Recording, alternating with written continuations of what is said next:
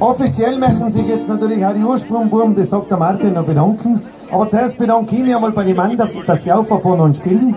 Freunde, aber das müsst ihr auch verstehen. Sie haben am Abend wieder ein tolles Programm für euch zu spielen. Und mit dem nächsten Lied möchten sie die Manda hier auf der kleinen Bühne im Zellbergstübel verabschieden und Danke sagen. Und da haben sie ein ganz tolles Lied. Und das haben wir bei der Tournee immer gesungen. Frank. Das war Don Camillo, oder? so wie Don Camillo und Pepone. Und mit dem da ich sagen, wollen wir die Manda nochmal einen tollen Applaus schenken und danke, dass ihr aufgefangen seid. Und jetzt geht's auf. Don Camillo und Pepone. Gut, 2, 3, 4.